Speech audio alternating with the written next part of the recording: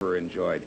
He is now touring throughout the country as the star of the George M. Cohan musical, Little Johnny Jones, and he's going to sing a number for us right now. He's gotten great reviews, and the audiences are jamming in to see him.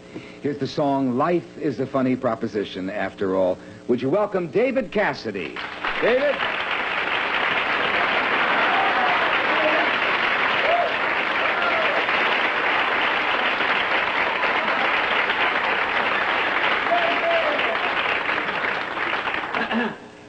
I'll just be putting this down right over here.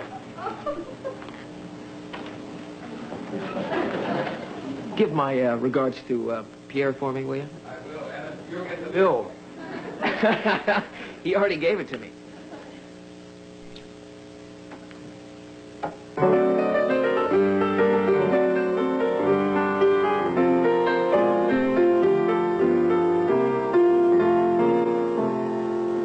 Did you ever sit and ponder, sit and wonder, sit and think why we're here and what this life is all about?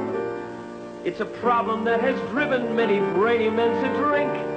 It's the weirdest thing they've tried to figure out. About 1,000 different theories all the scientists can show, but never yet have proved a reason why. With all we thought and all we're taught, why all we seem to know is we're born to live a while and then we die. Life's a very funny proposition after all. Imagination, jealousy, hypocrisy, and gall. 3 meals a day, a whole lot to say. When you haven't got the coin, you're always in the way. Everybody's fighting as we wend our way along. Every fella claims the other fella's in the wrong. Hurried and worried until we're buried and there's no curtain call. Life's a very funny proposition after all.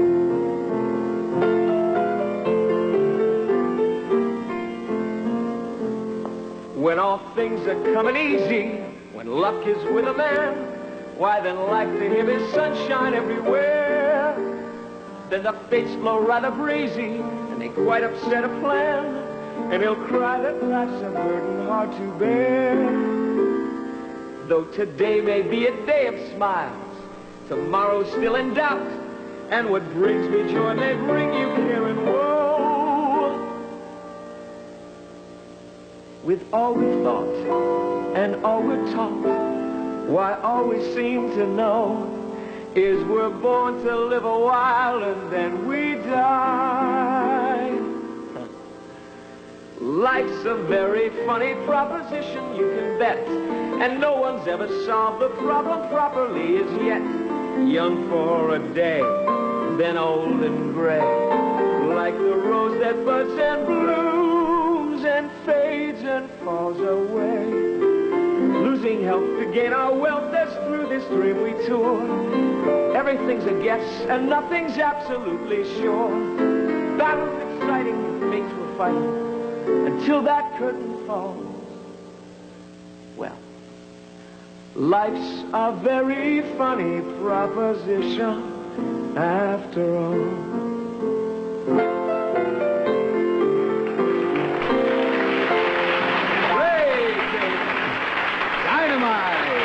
Barbara Carrera, Roger Moore. David Cassidy from Little Johnny Jones. We'll be back.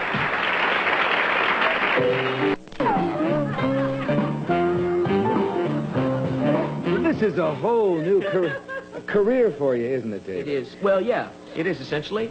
And I never saw anybody chew gum through the middle of a song before. Well, has your gum ever fallen out? No. I almost choked on it halfway through the number. I started talking. It's part of the character. It is part of the character. Actually, the original hat which you saw me walk out in was not part of the character. This is also. Yeah. It's become an extension. I didn't want to say you weren't in show business before, because you certainly were. Thank with you, all Jeff. that, I appreciate all that craziness that goes on with the teenagers and screaming and yelling, which I know you appreciated in those. But what you're doing now strange kind of a is way, a real sense of show and it's Broadway. Wonderful. It's so wonderful. Yeah. You know, Cohan, who wrote the show and who wrote that song, Roger, who's not from America. I didn't know. Yes, I know. And well, he wrote it in 1904. Oh, right. And wonderfully patriotic kind of songs. He just started his show business. Everything against England. Yeah, he gave us some of the great melodies. Have the fans followed you, David? Yeah, They're 10 years older. It's hard to. Yeah, they are, and they're not screaming crazy fans. They're sort of docile kind of. Fans. No, they're wonderful. They're really terrific. I have to say that, it's often difficult, and I'm sure that both of you experience the same thing, to talk about it. Talking about oneself and your fans. But yeah, it's really, what a compliment that is. Well, you to really artist, burst on the scene when you first came onto television and records and everything else. And then I kept hearing he's a hermit. He's a recluse. Remember that record, He's a Hermit? He's a hermit, yeah. Yeah. Herman and the Hermits. Well, I tell you, I went through such a tremendous... life change. Yeah, and I stopped working for 3 years. Yeah. And it was very difficult for me emotionally. I felt like I'd been robbed of my identity because I'd been, I personified that whole teen idol, pillowcases and lunchboxes and all that stuff. It's very difficult to relate to yourself. You wake up in the morning and look in the mirror and say, "Morning, star, how are you? It's well to see you." And I didn't feel good about myself. It was just a misrepresentation, a lot of it, because I was, much older, and I wasn't who that person was on television. And a lot of people made a lot of money. Now you found yourself. Oh, boy. And you found a home on the stage. Yeah, it's terrific. Would you do me a favor? Yeah. You did it this afternoon, I watched it, and you really did it well. And it's a song every one of us knows and loves of George M. Cohan. Okay, only if I can take my gum out for this one. Would you mind? I mean, would that be my... I don't know where you put it. Here. It's a stylish show. Anybody want to buy David Cassidy's gum? All right. $5, Miss Miller says. Okay, David Cassidy in a great George M. Cohan song.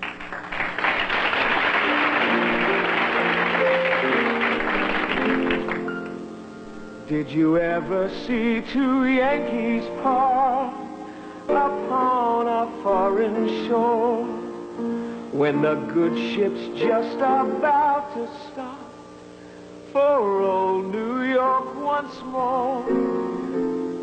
With tear-dimmed eyes, they say goodbye. They're friends without a doubt. When the man on the poop shouts, "Let him clear," and the ship strikes out. Give my regards to Broadway. Remember me to Herald Square.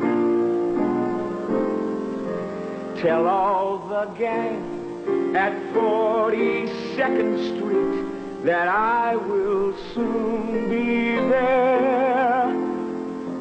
Whisper of how I'm yearning to mingle with the old-time throng.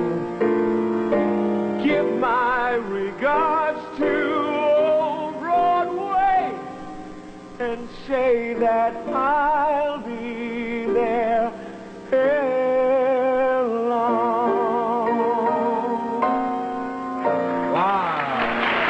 Nice. David Cassidy. I love that one. Really nice. We'll be right back.